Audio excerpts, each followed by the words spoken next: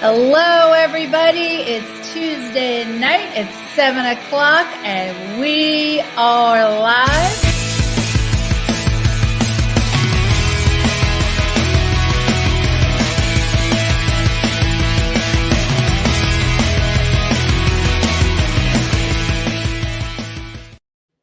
Hello, everybody. It's Tuesday night. It's 7 o'clock, and we are live. Welcome to Detox. I'm your host, Veronica Brockwell. So I'm sure most of you have heard the saying, you are what you eat. Well, our guest tonight feels that's true, but he also feels that you are what you're able to digest. And we're going to have Dr. Michael Wild here to talk to us all about that. He's a chiropractic physician. He's a functional medicine practitioner and certified cellular and detoxification specialist. And he is our regular on the Detox, and I love having him here.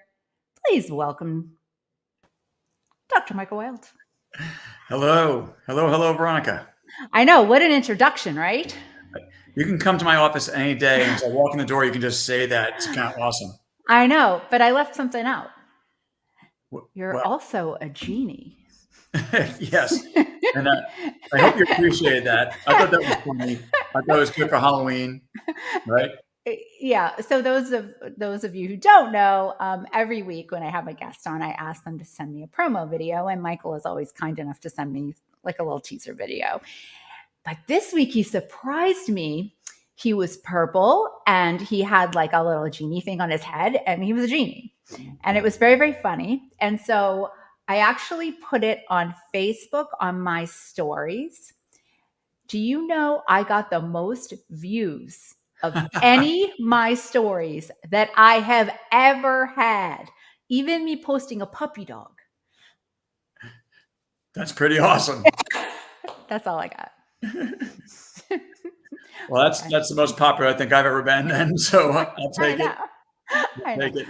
All right. So, but that's not why we're here. Why we are? Yeah. Don't be a genie tomorrow, though. I don't want you to get your ego up. Okay. You might go into the office. But that's actually not why we're here. We're here to talk about digestion. And I think it's a really, really good topic because, as I said in the intro, you've always heard, you are what you eat. So why don't you explain this a little bit further?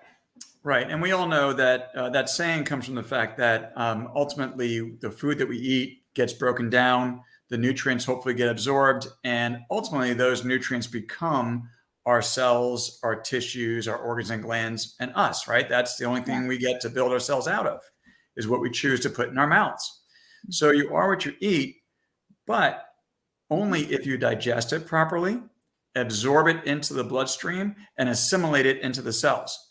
So there's many places that things can go wrong that interfere with your ability to actually make healthy tissue out of what you put in your mouth, right? Mm-hmm. So I like to emphasize that point that it's more than just what you choose to put in your mouth. You have to make sure your body's able to break it down and utilize it properly. We were just talking for a minute before we went live about the fact that digestive problems are one of the top problems that people complain of in this country. And digestive medications, especially things like omeprazole, like Prilosec and Zantac, are the number 6 prescribed drug in the country, to the tune of $59 million every year. Right. Well, yeah. I remember when I was younger, it was prescription only. Right. And then all of a sudden you could just get it over the counter, and then it really exploded. Right. Because the way drugs work is they have a patent on the drug, and the patent has a lifetime to it. When the patent runs out, they then make it over the counter. Right. Sure. Because they can't demand the high cost they used to. Right. And even with it being over the counter and with prescriptions, the average cost of one prescription is $87 for Prilosec. And that's a lot, right? Yeah. We're talking about a month's supply. Yeah. Right. And, we can get cheaper versions of it now, but that doesn't make it any better. The reality is that what these drugs are doing is they're most commonly prescribed for a condition called GERD, which stands for gastroesophageal reflux disease. In other words, heartburn, right? Yeah. So that's the most common complaint in the digestive world is heartburn. And so Veronica, what do you think causes heartburn? Too much what? Well, we talked earlier about my coffee and what I was putting in my coffee. Sugar. Right. So sugar is a big trigger for heartburn because it's very inflammatory and it creates an imbalance in our body's chemistry. And most people think when they have heartburn that they're producing too much something that burns their throat. What do you think that is? Well, acid. Right. So most people think heartburn is too much acid. But the Are reality you going to tell me I'm wrong now, right? Yeah, Okay, you guessed good. it, right? So the reality is that almost all heartburn is too little acid. Really? It's called hypochlorhydria, which means your stomach is being told to produce less acid. And when that happens, then what you eat doesn't get broken down well, and it sits there. And the proteins actually putrefy and create something called pruritic acids. And those acids will come up in your throat. And your carbohydrates that you eat ferment and break down, and that produces acids, and those will come up in your throat. And then because you're not breaking it down well, your body, with its innate intelligence, will strive to create waves of more acid to try to break it down. And those waves can create heartburn. But the ultimate culprit is not enough acid to start with. I had no idea. Yeah, most people don't, right? Yeah. So what do they do? What do you do when you have heartburn? Let's say you pop a Rolaids or a Tums. That's a antacid, right? Oh, for goodness sake. So that is stopping your body from making the acid even more. So what that's doing is squelching the acid that's coming up from the undigested food, from the pruritic acids from the protein, the fermentation of the carbohydrates. So you short-term feel better. But what you're doing is lowering your acid level even more. So it becomes a self-fulfilling prophecy. The more of that you eat, the more of that you need. And you start going into this downward spiral.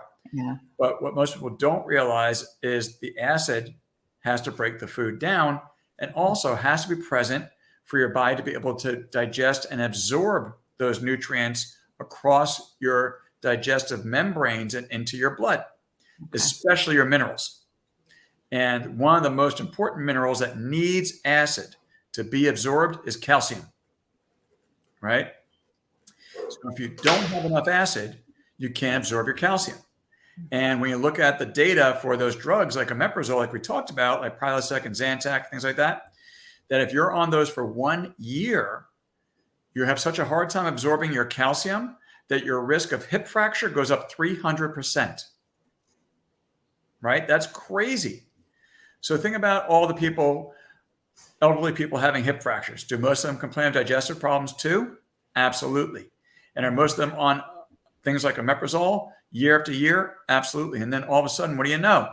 Their hip breaks, right? It's this is even hard to hear. You know what I mean? Yeah. Because all these medications that we are told to take are causing even more damage. Well, think about what medications do, right? Yeah. The vast majority of medications, probably 95% of medications, are never for the cure of any condition. They're for the relief of the following symptoms, right? Or for the management of a condition, right? When you take metformin, you're not curing diabetes, you're managing the condition. When you take a medication for correcting a heart arrhythmia, you're not curing it, you're managing the condition, right?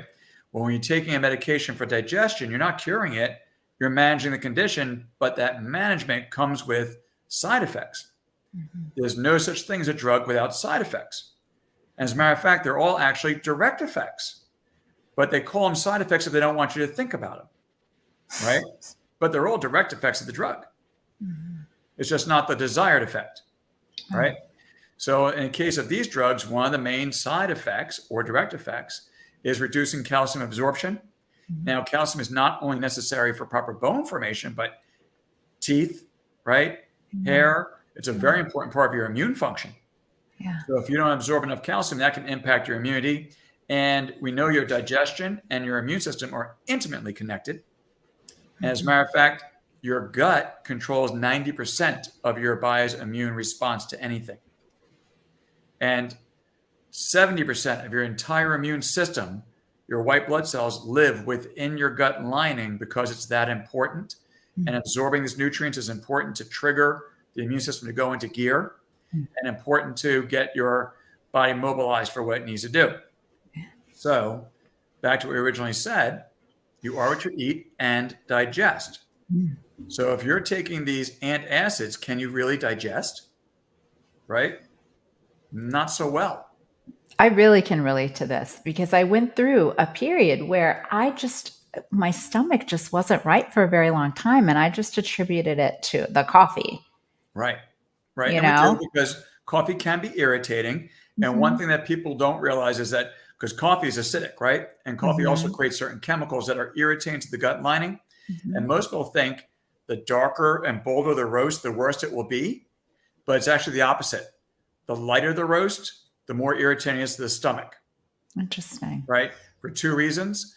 If the lighter roast actually has more caffeine, and that's just an irritant sometimes, but it also secretes more of those chemicals that create gut irritation. And the longer they roast the bean, the darker and the more full of the flavor, they roast out a good portion of the caffeine. And once it reaches a certain level, it secretes a different chemical that actually soothes the gut lining. So your recommendation on coffee is darker. Yeah, medium to dark roasts. Okay. Better than the blonde roast. Oh, that's irritation. Very good to know. And I would not have guessed that on my own. Yeah. But I stopped drinking coffee altogether for a long time. And then and all of my symptoms went away. And then I started up again, but I eliminated the sugar. And for some reason, and you're going to tell us why, I don't have the irritation anymore. And I got off all of I would take the Zantac too. I mean, just like everybody else. So I don't take that anymore. Right. It becomes a real catch-22. And then, it just gets worse and worse. And as we said before, we've spoken about many times on this show that we know sugar is inflammatory, right? So when you consume sugar, all your cells become inflamed. Now, cells need sugar, right, to live. Glucose or sugar is the number one source of fuel for our cells. We also can digest ketones or fats. So there's other ways in which our cells can get energy, but the fastest way is with sugar, right? So that's the preferred fuel for our cells because it's quick energy, right? But the problem is when we consume sugar as sugar, we add it to our coffee. It's an added ingredient in our food. We see added sugars. That's very concentrated sugar, much more so than you would naturally find in nature. Sure. Right? Think about this. Think about one soda for a second, right? So if you were having a can of Pepsi, how many grams of sugar is in that? Any idea? A lot. I'm not really sure. Go ahead. It's usually a can of soda is usually about 40 grams of sugar. Yeah. Right. Some a little more, some a little less. So you think, okay, well, what does that mean? I had a soda, big deal. Well, a packet of sugar that you would put in your coffee, how many packets would you put in before you said, wow, that's a lot of sugar. When should I stop? How many packets would you normally put into, say, a medium coffee?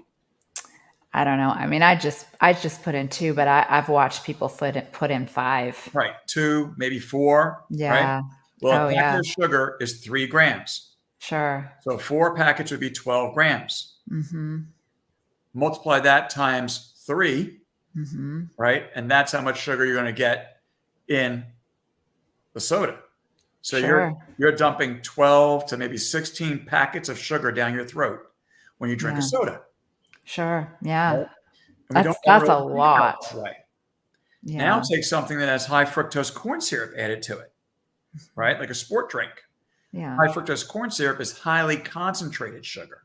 And it's blended in such a way that's even more quickly absorbed by the body and even more damaging to your cells. And it creates inflammation that's gone out of control, right?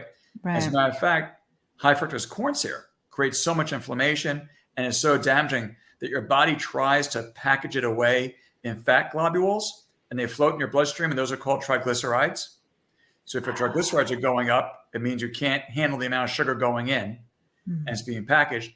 And if that goes on long enough, that sugar actually gets stored in your liver as packets of fat and pushes your liver apart by infiltrating your liver.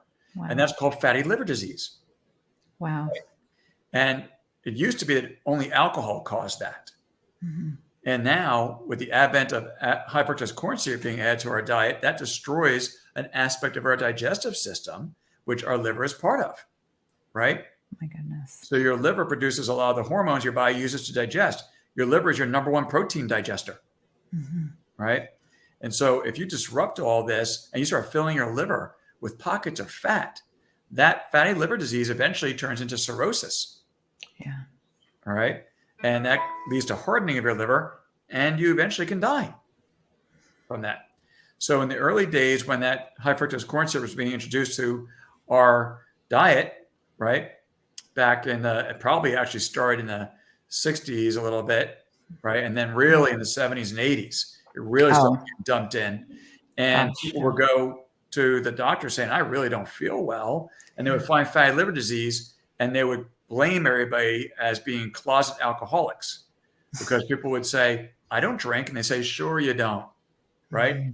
Because all they saw was that related to alcohol. But we know how damaging alcohol is to your liver. High fructose corn syrup is worse. Right.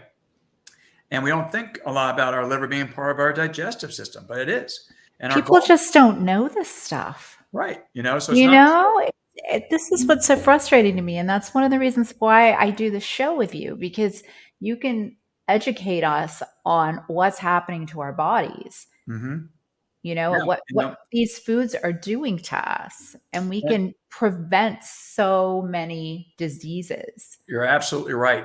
So much of what people just chalk up as, that's part of getting old, or that's what everybody dies from.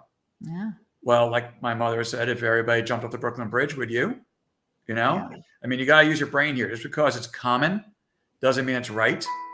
And just because everybody's dying from it, it's all the rage in Europe, right? We don't have to do that. Okay. And you have the ability within your hand, because your hand's holding a fork, to control that. Right. And so when it comes to digestion and your gut in general, it's so important, not just for the nutrients you're absorbing and the waste you eliminate, because if you don't get the toxins out, guess what? Bad news, right? You get sick. So if you can't get good in and bad out, we got a problem. But also that directly influences your immune system function. And then we have another problem, right? Mm-hmm. So when we talk about the foods we eat, there's... Sorry. Come here, buddy. Come here. It's okay. All right. I'm sure there are foods that are probably really not good for anyone, but are there situations that are individualized where some people can digest better than others, certain types of food? All right. So that's exactly what I was going to get into next. So you read my mind. Good segue. Well, because we work together so much now, I just know how it's going to go down. Right. Go like this. Okay. Okay. Go ahead. So your perfect diet is your perfect diet, not anyone else's. Okay. So there's a number of factors that climb into that and make up your perfect diet. And part of that is digestive and part of that is immune, because your gut involves all of that, right? Sure. So when it comes to digestive, the balance of the microbes that live in your stomach and your bowels, right? We call that your intestinal microbiome. That balance, there's bacteria, there's viruses, there's other organisms called archaea, there are parasites. They're all part of this delicate balance, and some are supposed to be there all the time and some aren't. And the big issue comes when we end up with what we call dysbiosis, which means an imbalance of the proper ratios of that.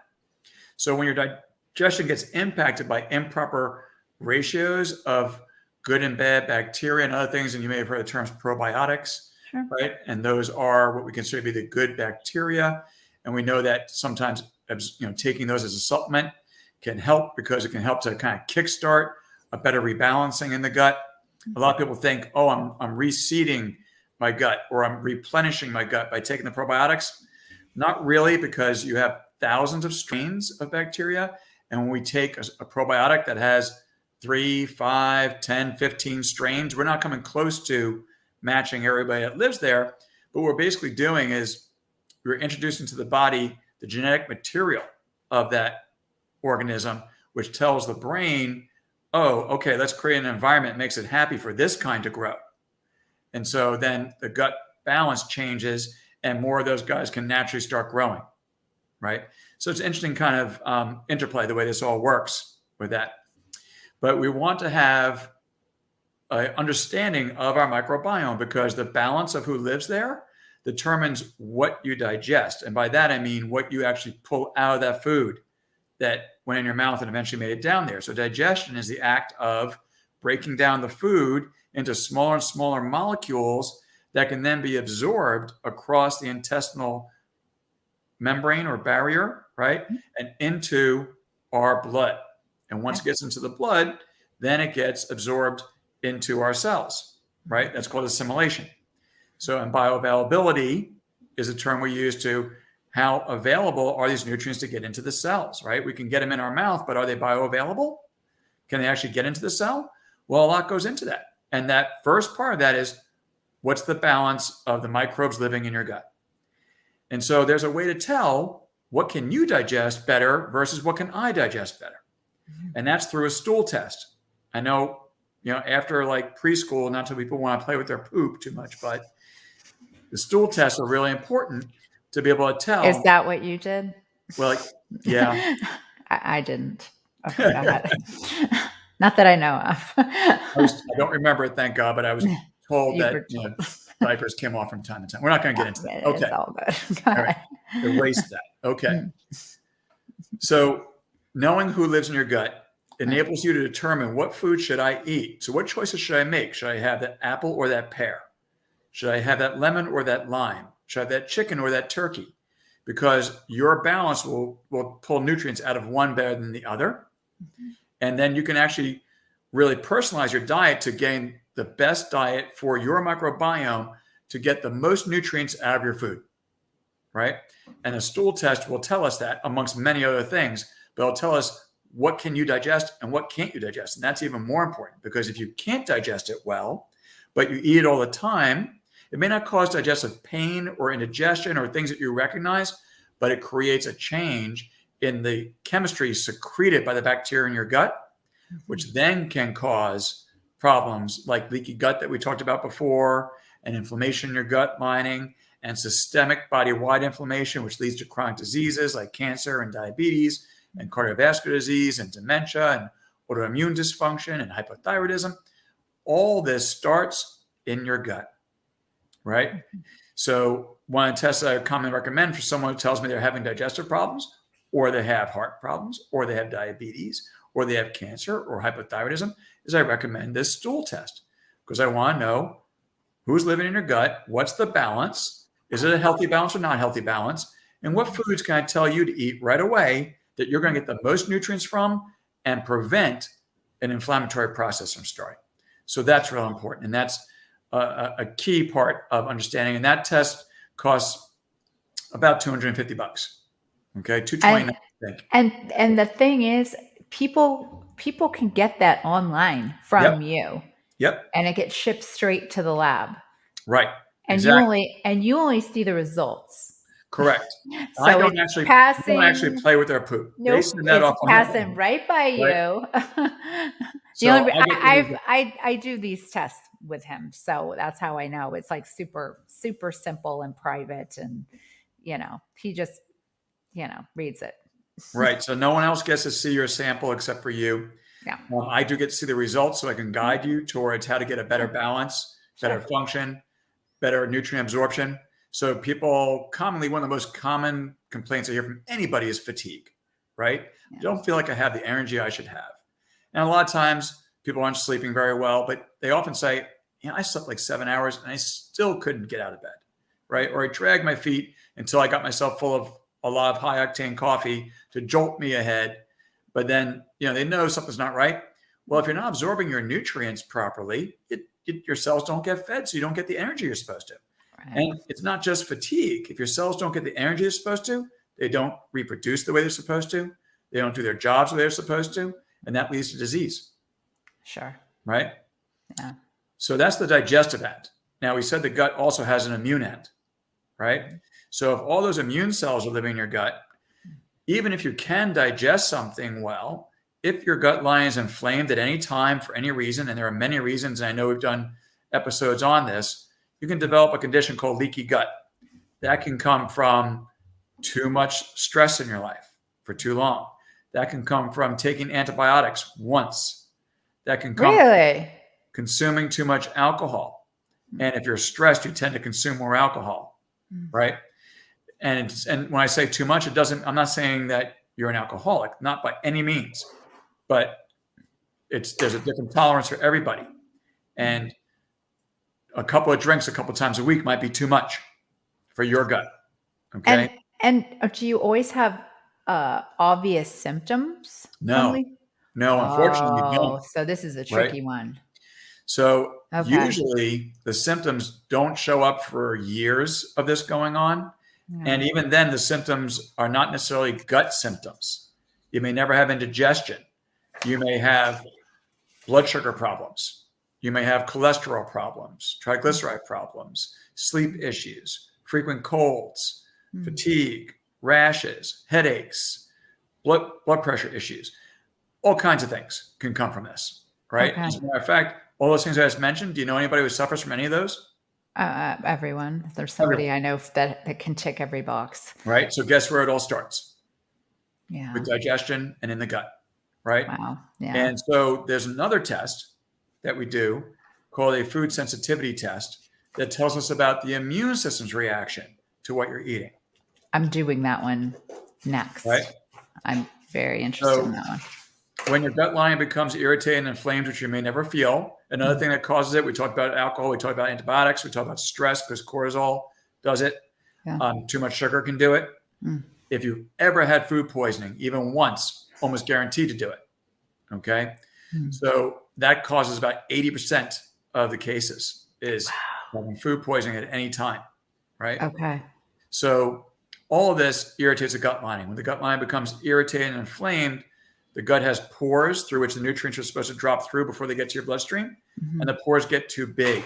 They get damaged, right? They're supposed to be what we call tight junctions, and they get pulled apart. And then the food that you're eating starts dropping through those holes prematurely before they're fully digested.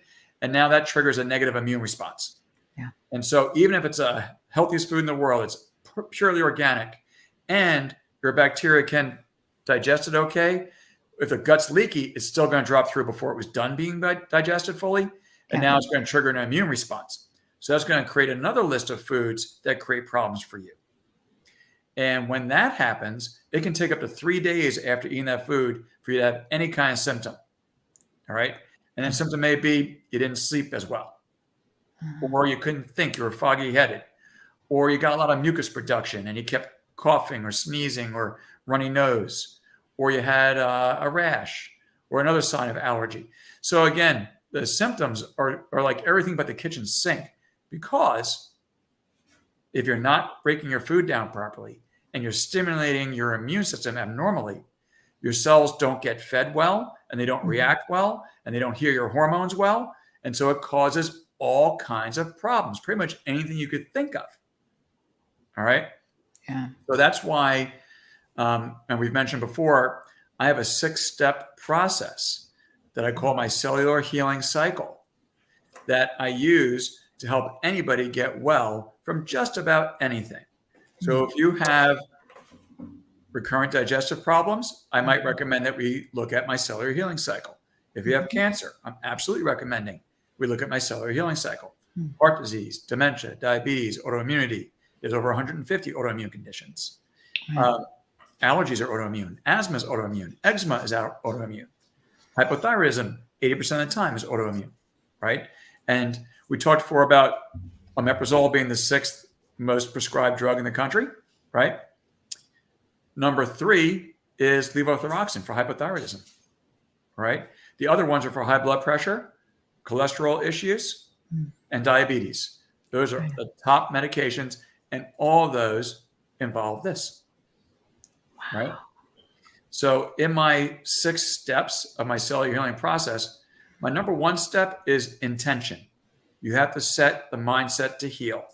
If you don't believe your body can heal, you can stop your body from healing, because your thought processes change your biochemistry, and your biochemistry tells your cells what to do. And this has been proven over and over again. As a matter of fact, your thought processes also trigger which genes get turned on and turned off based on the biochemistry that those emotions and thoughts produce. Wow. Right? So number one, we have to have good intention. Number two is foundation. And what we're talking about right now is part of the foundation step, because foundation to me means energy production for the body. So digestion and getting the fuel in is obviously part of that. Another part of that is oxygen, right? To fuel our cells. If we don't have oxygen, we die, right? You can't have a fire without oxygen. You can't produce the spark of life in your cells without oxygen. So we need the fuel from our digestion. We need the oxygen, right? And within our cells, we have something called mitochondria that are taking the oxygen and taking the fuel and actually turning it into energy. That's where it happens, right? And so we have to have proper mitochondrial health. So for the foundation to our health, regardless of whatever you're suffering from, we need good fuel in and waste out. We need good deep oxygen in, and we need good mitochondrial function. That's why it's step number 2 out of my 6 steps, right? So again, it is foundational to your health. And so when you understand the microbiome balance and what you can digest, and you understand what your immune system may be reacting negatively to, then we put those two together and we can create the perfect ideal diet for you as an individual. And no two people's diets are exactly the same. All right. And so what we're talking about here is getting the most from what you eat with the least potential harm. Right. So we can follow general diets, and we know they're generally good for us. A keto diet is generally good for most people. A paleo diet is generally good for most people. A vegetarian diet is generally good for most people, right? But within those, we know some people can't eat the same thing as other people without having problems. Sure. So you are an individual, and your diet is ultimately individual. And when we talked in other episodes about my chair diet, yes, for cellular healing, anti-inflammatory rotation. I don't have that on my banner, you know. That's okay. It's chair. I know. Right? But you know what? I'm not good at making the banners after the show starts. That's okay. So chair, CHAIR, cellular healing, anti-inflammatory rotation. Yeah. It means that we pay attention to rotating our foods, getting variety in our foods, right? We shouldn't eat the same thing over and over and over, because then if you do have any inkling of leaky gut, the food you're eating over and over is the one that's going to sneak through. That's going to become your enemy. So your favorite food will become something you can no longer eat, right? So we should rotate our food on a regular basis, and in a grander scale, we should rotate our food ideally seasonally. Right. Right. And the reason for that is that microbiome that pulls the nutrients out of your food changes seasonally, because it changes based on how much sun you're exposed to, which changes your biochemical makeup. Something as simple as vitamin D production, very much involved in this whole process. But there are other chemicals that are created in your body from sun exposure. And different times of year, we get stronger rays, we get weaker rays, we get longer sunlight, we get less sunlight, we get more body exposure when it's warm, we get less body exposure when it's cold. Well, our entire biochemistry changes seasonally, and our microbiome changes seasonally. And the organisms, the bacteria that are making up your microbiome, 90% of those come from the soil in the area in which you live, and you ingest it when you get fresh food that actually hasn't been completely sanitized. So it's good to pick food from the farm stand and give it a rinse, but don't scrub it. Get a little dirt. Eat a little dirt. You need it. If you get your hands into the dirt, if you have your own farm, you're getting the dirt. It goes under your fingernails. It goes into your body. It goes into your mouth when you're eating, right? Come here, buddy. And so I'm talking about food. Of course, my dog's getting excited about that, right? I know. You're telling people to eat dirt right now. You know that. Right? Yeah. And actually, there's a great book by Dr. Axe called Eat Dirt. Okay. And I know that I feel like that could have been a show. Right. And we can talk about that, right? Yeah, just eat but dirt. Yeah. Not only do you eat it, you breathe it in. All right. Most of the microbes from the soil you have breathed in. They're microscopic. You're walking, you're kicking the dirt with your feet. They're coming up and you're breathing them in. Well, that soil changes, right? So the soil is richer and easier to grow in the summer and spring. In the winter, it gets hard packed. It's a little bit different. We don't do a lot of planting of fruits and vegetables in the winter, right? Doesn't work very well. So ideally in the winter, we shouldn't eat a lot of fruits and vegetables. That's not what our body's designed to digest based on our microbiome and our sunlight and our circadian rhythm of when we're going to bed and when we're getting up. These all change our biochemistry. It all determines what nutrients you pull out. So if you're not planting a lot of fruits and vegetables in the winter, but that's a good time to, if you were a hunter-gatherer, you would catch your food, mostly meat, probably the time. So that's a great time to eat paleo, right? So I recommend that ideally over the winter months, it's better to follow a paleo-based diet, which is more meat and protein driven, right? Then we get into hey buddy, come here.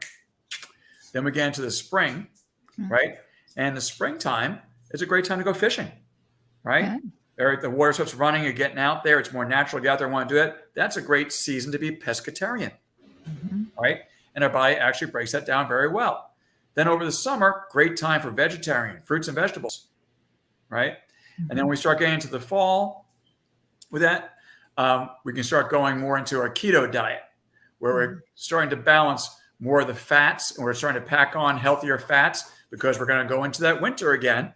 And what was the natural ancestors? They would pack on that natural fat to build a better layer. So you had something to burn off because during the winter, the food is not as readily available, right? So when we ingest those healthy fats, it helps our body produce healthy fats for storage. And a keto diet is based on predominantly healthy fats, not just any fat. A lot of people do it wrong. Like, oh, keto, I'll have just crappy bacon all day long. No, that's not what it means, right? Right. Knight, come here. Sorry about that. That's all right. All right. So we're all, I think everybody's used to having their pets. Right. We all have animals. animals. We have it. Yeah. Hopefully we do. Hopefully we all have pets. We love them. Right. So that rotation is part of my cellular healing anti-inflammatory rotation. So if you rotate your food every 3 months like that, and then within that rotation, you now have your stool test and your blood test for your immune system. And we say, okay, within those categories, what food should I eat specifically? For healthy fats, do I want more coconut or avocado? For healthier meats, do I want more beef or chicken? For healthy vegetables, do I want more broccoli or asparagus, right? And that will be told by those tests. So you can get really specific. Come here.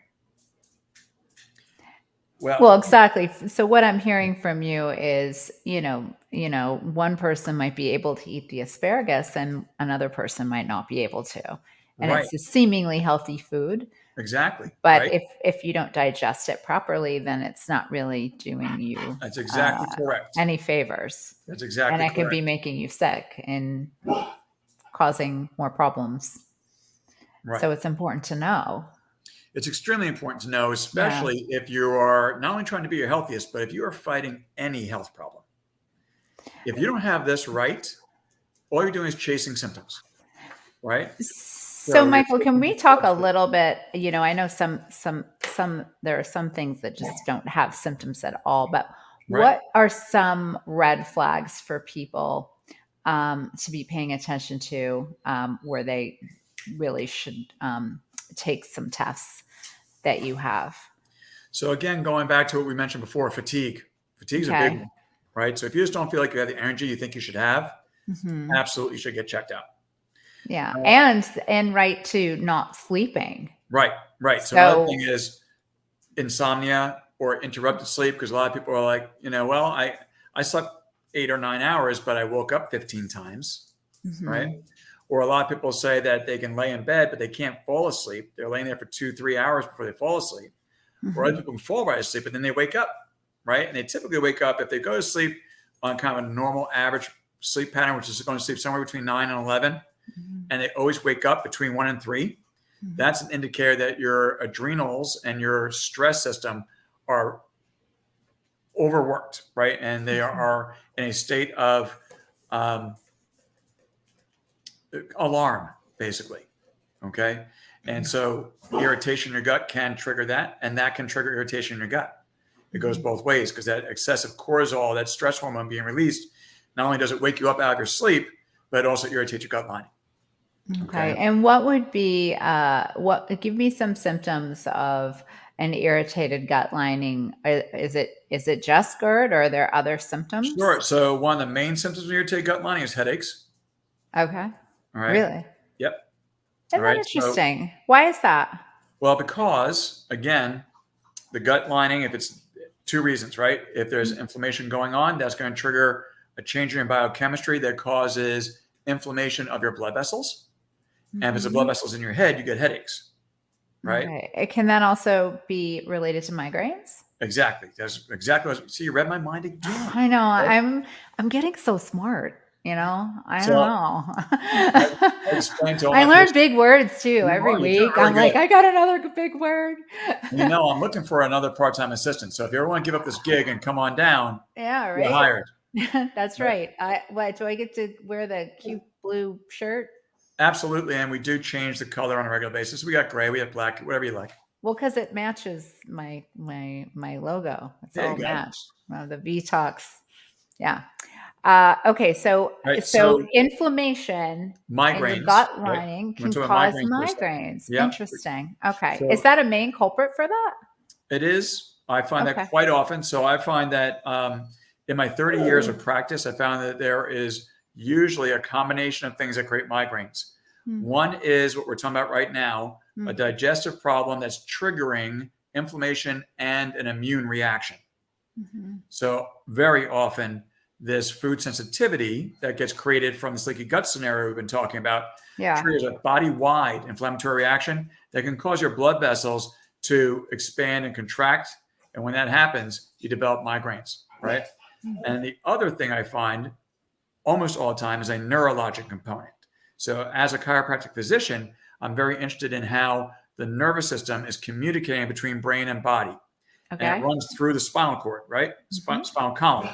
So if the vertebrae are not moving and grooving the way they're supposed to, and they've locked, which happens very, very often due to stress and tension, due to chemical toxic exposure that causes the nerves to react in a negative way, and they send a bad signal and lock things out, due to a physical stress in your body. I slept funny. I sit at a chair all day long at a computer with my head forward. These things trigger imbalance and a locking in the neck joints, which in turn creates a little bit of pressure and swelling and irritation right around the nerves that come out between every joint. And in the neck, especially the upper neck, those nerves go right back up into your head. So if you have imbalance in your upper neck, it almost always will cause headaches. And research has shown that 87% of all headaches involve some type of misalignment in the neck. Really? Yep. And so not only does it cause migraines, but it causes tension in the muscles. We call it a tension headache. It causes alteration to the way your mucous membranes respond to the things in your environment, causes allergies and sinus pressure headaches, right? It can cause problems with the nerves running to your eyes. You can get optical headaches, right? Because your vision can start to go. So all these different things, one way or another, can involve misalignment in your neck. And so that's why chiropractors help people with headaches all the time, right? That's one of the main things people initially come to me for, even though I'm teaching everybody all about health all the time and how chiropractic was never designed to help you feel well. Chiropractic was always designed to help you heal well. It just so happens that when you reconnect the proper signaling from the brain to the body and you correct this imbalance so that things are moving and pressure comes off the nerves and there's no more irritation, well, then you feel well too. Right. So what do most people care about? How they feel. Sure. Right? And so, we know that people will tend to not act until they feel bad enough. Right. So most people don't come to me going, I want to heal well. They come to me saying, I want to feel well. Yeah. Fix this. But then I teach them this is how it all really works. And one of the nice side benefits, not side effects, one of the side benefits of chiropractic is you heal better. Right. Yeah. So chiropractors help people suffering from all kinds of things that they would never imagine are related to their spine. And one quick case in point for that is that just the other day, I had a woman that comes to me for her back-related problems, her back pain. And she came in the other day and she had these dark circles under her eyes. And I said, do you feel okay? What's going on? She said, well, I have not been sleeping at all. And I said, why? What's going on? She said, well, my infant son has been really sick He's had a fever for 3 weeks now that has not broken. No one can understand what's wrong with him. They tried antibiotics. They tried anti-fever medications. It won't go away. He's miserable, and no one seems to understand what's wrong with him. So I said, well, where is he? And she said, he's out in the car with my husband. I said, bring him in right now. I took a look at him. I found the very top bone in his neck was shifted to the side. I used a little vibrational pressure with my fingertip to reseat that. That night, his fever went away. He's been feeling great since. It's going on 2 weeks now. He's been perfectly fine. Wow. Right? And so chiropractic care is not a treatment for fever. Chiropractic care is a treatment for interference to the nervous system. Okay. And when I corrected that, his body knew how to do what it needed to do.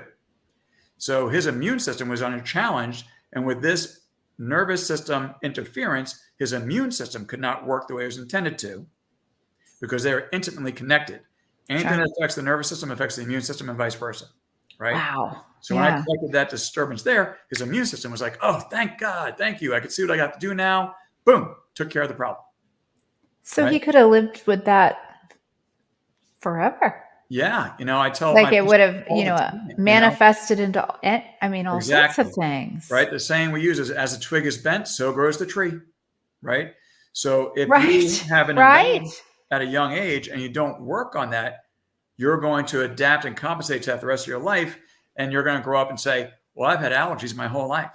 I've had headaches my whole life. Yeah. I've had these issues my whole life. I've had digestive problems my whole life. It's acceptance too. Right. Because they've been given the Band-Aid. Exactly. Like this. And actually, I started as a chiropractic patient because of my digestive problems. Interesting. When I was 12, I had GERD. Wow. And I had a hiatal hernia, which is when your diaphragm, which is the big muscle that pumps the oxygen in and out of your lungs, right? It makes your lungs move. Well, your diaphragm sits here, your lungs are on top, your stomach is right underneath. Mm-hmm. And your esophagus goes down through that diaphragm and into your stomach. Mm-hmm. So there is a hole here called a sphincter that's supposed to squeeze when food goes through. It's supposed to then squeeze so the stomach can churn with the stomach acid if it has it. And that acid won't come back up through, right? Mm-hmm. So you won't lay down and get heartburn. Mm-hmm. But when you have a hiatal hernia, that opening has become too loose. And when it becomes too loose, a bubble from the stomach comes up through it. Oh, dear. And now the acid is up there. And you lay down and up it comes. Oh, yeah. Right? So a lot of people tell me, hey, man, if I lay down within an hour of eating, I get this massive heartburn from my throat. That's indicating you have a hiatal hernia. Okay. So how is that sphincter open? It's controlled by two things: the amount of stomach acid you have and certain nutrient balance. So if your stomach acid's too low and you suffer from hypochlorhydria, like we talked about, which also comes from nutrient imbalance and imbalance of the bacteria in your gut, that triggers that. If you have that, so this brain always thinks that there's low stomach acid, it leaves the hole open, right? Because it thinks there's no acid, so there's no food to digest. When in fact, you don't have enough acid, the food is there, the hole stays open, and here comes the acid. On that, before I forget, I had a friend tell me one time, drink pickle juice. Yeah. And I went, what? Why would I drink pickle juice? I have stomach acid. This is all making sense now. And she was pregnant. Right? Yeah. And she didn't want to take any medication. And her doctor said, oh, drink pickle juice. She drank the pickle juice. It all went away. And pickle juice is slightly acidic, but that's not really what it's doing. But it has lots of different electrolyte minerals in it and different nutrients that enable that sphincter to get the signal to close. It's also really good, contains things like magnesium that helps relieve muscle spasms. So if you have leg cramps at night, you drink pickle juice and your leg cramps go away. Really? Yep. I love pickles, so that's not a problem for me. Yeah, they're very good. I wanted to ask you too. Now, what about the condition called pancreatitis? Is that related to any of this? Well, it is in the fact that your pancreas is one of your digestive organs, right? And what your pancreas does is it has two different jobs mainly. One part of it makes enzymes that break down carbohydrates, like insulin, right? That enables the carbohydrates to enter into the cells, and other enzymes that help your stomach break down the carbohydrates. So the insulin comes from a part of the pancreas called the islets or Langerhans or beta cells, and they make the insulin to get the food into the cells, but your pancreas also makes the enzymes that break down the carbohydrates to get the sugar in the first place. Okay. And then your liver makes the ones primarily for the proteins and the fats, and that stores it in your gallbladder. And so all those come together and they all do a little bit of similar jobs. The pancreas and the pancreas and the liver have a tube that come out of each. So enzymes to digest here, enzymes to digest here. They meet in a common tube called the common bile duct, which goes into your gallbladder. Gallbladder then is a balloon that holds it and gets bigger and bigger and bigger as all these enzymes are being produced. And then when food comes down through the intestinal tract, your brain sees it and says, oh, that food has fats, that food has some proteins, some sugars. Let's squeeze that gallbladder, squirt all those enzymes into the digestive tract to break them down and absorb them. What if somebody doesn't have a gallbladder? Yeah. What about that? Right? So people get their gallbladder out all the time. Doesn't that affect stuff? It sure does. Sounds like you need it. You sure do. God, let me tell you, God didn't give you you can't get it back once it's gone. That's right. So can you live without it? Talk to me. Yes. All right, let's hear about this now. Can you live as well as you should without it? No. Okay. Right? So the gallbladder is holding those enzymes until you need them to digest your food, but it's also what else came out of your liver that's heading into the digestive tract? All the toxins that your liver has gotten rid of, packaged, and now there's waiting to go into your intestines to get packaged to go out. Yeah. Right? So your gallbladder is serving those two purposes. It's holding the bile, which has the digestive enzymes, and the toxins. Now, if you don't have a gallbladder, right, and that got irritated, so what happens to the gallbladder? Why would you cut it out? Well, the gallbladder can become inflamed. Noticing the common theme here, inflammation, right, which makes it less functional. So it becomes diseased, and then it doesn't pump real well. So everything that just sits there, instead of getting churned, it just sits there. As it sits there, it starts hardening and developing gallstones, right? And the gallstones then clog these tubes, so none of the enzymes can come out. So then when the food goes through and your body's trying to digest and it's trying to squeeze that gallbladder, but it's blocked with a stone, you get a gallbladder attack, right? And that gallbladder attack is very, very painful. What is that like? So that's when that stone blocks it, and it feels like you're having this pain that cuts right through your body. It usually starts under your rib cage on the right side, and it goes back through your shoulder blade on the back side. So you're getting this pain, it's just like you cannot get away from. It's like, oh my God, what is this? And it gets more and more intense until you're eventually rolling on the floor going, holy crap, somebody help me, right? So you take the gallbladder out. So you cut it out. Right? Because who wants that? Let's not try to fix what caused it in the first place. Let's just cut it out. Then what? Right? So now that tube just has an opening on the end. And when you make the enzymes, instead of being stored and concentrated so you can use them to digest your food well, they just constantly drip. Right? So drip where? Into your intestines. Right? So now the food comes along, but this constant drip is now very weak. So you don't digest your food real well, so you don't break it down real well, so you don't absorb your nutrients real well. And you can't digest your fats especially very well. So you eat a fatty meal and you start feeling not so good. And a lot of that fat ends up in the toilet, and you see the fat come out and your poop floats, right? Because it's got a high fat content, so it's lighter. Yeah. Right? Or it comes out yellow or tan because the bile isn't in enough concentration to make it brown. Right? So you're just not getting enough. So not only is the enzymes constantly dripping out, but the toxins are constantly dripping out. And the toxins are constantly hitting the same spot in your intestines and getting reabsorbed back into the body instead of going out. And that creates a source of irritation. And that's one of the most common spots where you'll see cancer form from that constant toxic insult dripping and hitting. Can't that cause pain? It can. Right? But eventually, it usually doesn't because we don't have the same nerve endings at that part of our intestine. So by the time you feel pain from that, there's usually a tumor that's creating blockage, and that blockage is causing pain in other areas. But typically, we don't feel cancer, right? People don't feel that colon cancer. Yeah. But they rush to the hospital when they can't pass a stool. or anything they eat starts coming right back up because there's a physical blockage. And then they find out, oh, you have this tumor there. Yeah. Right. Or they go in for a colonoscopy and they go, oh, look what we found. But you didn't have any symptoms of it.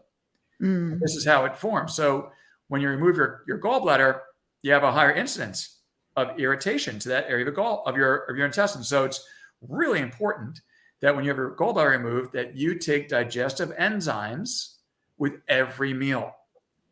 And how many people get told that when the gallbladder is removed? I'd say when I ask people, where do you even get those? I sell them. You do? Yeah. All right. In fact, I have my own supplement line called the Cellular Healing Cycle. We just went down a whole nother path, and I'm just sitting here shocked. Right. I got my gallbladder, so. So you can get enzymes in a lot of places, right? Not just from me.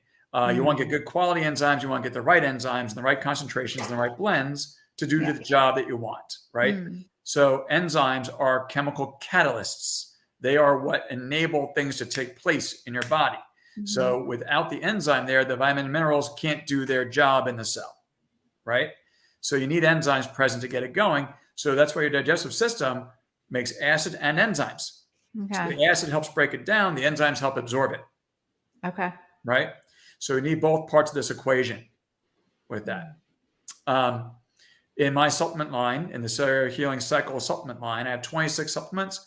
Every one of those contains enzymes, different enzymes and different formulations for different purposes, right? But I have all those steps to my cellular healing cycle, and enzymes are necessary for every step. Okay. But somebody that's going through this that doesn't have a gallbladder, what tests would they take? So to find out what type of enzymes they need. Same testing we were talking about, but we do know that we don't have to test them for what enzymes they need because everyone needs the same enzymes to digest. Okay. Every meal. Yes. So everybody needs enzymes that digest carbohydrates, that digest proteins, that digest fats, right? And there are different forms of carbohydrates, plant cell walls, and right. So we need different forms of enzymes to break all these things down. Okay. Now, we talked about your gut is digestion and immunity. Yeah. Enzymes are digestion and immunity, right? Okay. So the same enzymes that will digest your food will also digest an enemy that's attacking your body, like a virus or bacteria or parasite. Oh, okay. Right? So we want to make sure that we have the right amount of enzymes and the right concentrations, not only to digest, but also for proper immune function, right? So when I put people on a cancer protocol, I have them take certain enzymes with their meals to digest, and then some of those same enzymes between meals to digest the cancer. All right. So when you take your enzymes will determine their job. If you take them within an hour of eating, they're going to go to food. If you take them between meals, they're going to go to immunity. Oh, okay. Okay. So timing is important to take your enzymes for the purpose that you want. Okay. But if somebody doesn't have a gallbladder, they have to take it for every meal. They have to take it with every meal. Absolutely. Right. Now, will they break their food down? Partially, sure. But will they get everything they're supposed to get out of it without taking the enzymes? No. Yeah. Unbelievable. Very important. So let's say somebody does these tests we're talking about. Yeah. And let's say that there's only mild problems. Well, then I'm probably only going to make dietary recommendations for them. Yeah. But if they have moderate to severe problems, I'm also going to put them on a system I created called Transform to Thrive. Transform your digestive system to thrive for the rest of your life. And that's a 3-month protocol with 3 different sets of supplements with different forms of enzymes, primarily, and vitamins and minerals and herbs that are going to soothe and heal and repair your irritated gut lining, fix that leaky gut, right? Yeah. And so they're in boxed sets. So 1 month you get phase 1, 1 month you get phase 2, 1 month you get phase 3. And those have been scientifically proven through studies to correct leaky gut, heal and repair this problem. Because it doesn't make a lot of sense if I say, okay, just don't eat the offending food, but we don't fix the situation, then what you are eating will now become an offending food. So will they also adjust their diet to go with the box set? They will. So if they don't do the testing and we don't know what their ideal diet is, I still can give them a ballpark idea of what's good for anybody. And that's actually included in my box sets. There's a workbook in there. There's dietary recommendations. There's step-by-step instructions. So if you do get the testing, I say, okay, don't follow the booklet, follow what I told you as a result of your testing, because this is the most specific for you. And one of the things that you do that I absolutely love, and the reason we're even here today, is because you give a free consultation just like this. Exactly. So Like, it every doesn't day, matter where you live. right? Every Go day ahead. I'm giving free consultations because my Mhm. goal is to help people. And if you Mhm. don't even know what's going on, you don't even know where to begin, you need to give me a call. So I offer a free 15-minute phone consult to anyone. I do them primarily on Tuesday, Thursday, and Saturday, right? Because on Monday, Wednesday, Friday, and the other half of Saturday, I'm really busy with regular patients. I reserve Tuesday, Thursday, and part of Saturday for consults, exams, testing. So today, being Tuesday, I spent my whole day going over lab results, doing phone consults. I have clients around the country because we can do this just about anywhere. People came into my office to sit down and talk about things with me. So that's what I do then. And then Monday, Wednesday, Friday, we're just helping patients who are already in a program with me. Right. Yeah. And then, you'll guide them to specific tests like you've done with me. Exactly. And so helpful. Right. Because in that Um, 15 minutes, I can find out, can I help you? If I don't think I can help you, I'm going to guide you elsewhere. Right. Sure. But I want to know what's your concerns, what's going on. Here's my perspective of what I think. Do you think that makes sense? If we agree, then we decide, let's move forward. And we move forward with the simplest method possible. I'm not the type of guy that says, let's do 100 tests and charge thousands of dollars and see Not at what all. sticks, throw a bunch of spaghetti against the wall and see what sticks. Not the way I like to do it, right? So I like to start with the least expensive test that makes the most sense for what you told me, to find out what the hidden underlying causes of your problem are. And then we test, we set up a plan to correct what the result was that we found, and then we retest to make sure we did it. And if Right. there's still an issue, then we move forward, right? Right. I know the first test I took, incredible. I had Right? no idea. Right. Crazy how simple the information is that can be so profound. And that initial test that I do is $99. Yeah. Yeah. Almost very, What very was cheap, that test again? right? So that was called the Cellular Health and Inflammation Test. Right. The finger prick blood test, and we mail you the kit. You take your own finger prick blood, you mail it back out to the lab, we get the results, and the results tell us incredible information about your health and ultimately about some of the real core issues relative to the health of your cells. And as you know, I say, if your cells aren't healthy, you can't be healthy. And if you save your cells, you save yourself. And I know we should end on that note, but I just have to say these tests, this is not blood work you're going to get at the doctor. No. And They're actually, it's very much more frustrating. detailed. Right. These are not your common laboratory tests. These are specialty tests that I've studied for 15 years. Yes. There are only certain labs around the country that do it. So it's not like something you're going to walk into your medical doctor's office and say, send me a lab core to do. That's not this. Right. Right. Thank you. Honestly, we're coming up on the hour. Yeah. Thank you for having me again. Do you want to, I felt like you wrapped it up when you said that. Yeah, I think that was it. I think that's probably a good ending point for tonight. Because we've talked for hours, so we always keep it going. But now we're like, maybe we'll put that on the next show. Right. We still need to do the breathing. I know. So I think that should be the next one, right? Yeah. Because I want to talk about how important proper breathing is. Most people do not breathe properly. I don't. Right? And it can make all the world of difference. Again, in the health of your cells, I talk about that foundation being nutrition, but also oxygen. Well, if you don't know how to breathe properly, and most people are not, you're not getting full oxygen flow deep into your cells. And there's a very easy way to correct that. And it makes a world of difference. So think about this, right? Proper oxygen and proper fluid flow and sugar flow to your cells are fundamental to your survival. So if you were suffering from anything and had to call an ambulance and they come pick you up, whether you were shot or whether you had a heart attack or whatever it is, what's the first thing they do? Put you on oxygen and put you on IV with sugar water in it. Okay? Salt and sugar. Because those are the things that every single cell needs to live, period. Right? So definitely, let's talk about breathing next time. Yeah, we'll do that. And again, if you want to have a free consultation with this wonderful doctor, 15 minutes, you have him just like I do right now. You can ask him anything you want. Nothing's off the table. And he'll recommend um, some blood work for you. And it's a proactive approach, Hmm. you know? Right. And it's, if you look on the ticker here, it's drwildcanhelp.com. You can go on his website. You can kind of peruse the blood tests that he does have as well. Right. So if you go to drwildcanhelp.com, the first thing you're going to see is a big blue box that says book a free consult. Just click there. It takes you right to the scheduling system. You pick your day and time, and we talk. I love it. So good seeing you. Great seeing you. I know. I love our monthly checkup. I do too. I get all excited. I'm like, it's the last Tuesday of the month. I'm like, oh, I see what are we going to learn tonight? I'm going to learn some big words. All right, sweet. All right. Thank you so much. And I will see you next month. Okay. Yep. Sounds good. All right. Thank you. All right. Bye-bye. Alrighty. Bye.